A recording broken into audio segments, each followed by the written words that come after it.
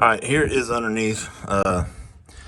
All of the rods seem good. There's no play except for number one.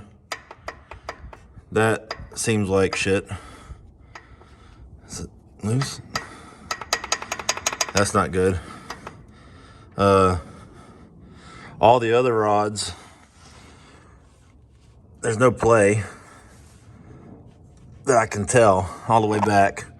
Looking into the cylinders, the pistons, I don't see no scoring. The cylinders look good. This is a lot of gunk.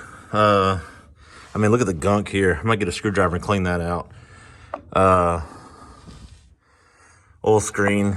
It's got some pieces in here, but I don't know. I'm gonna see about cleaning it up. I'm gonna see if get cleaning it up and see what'll happen.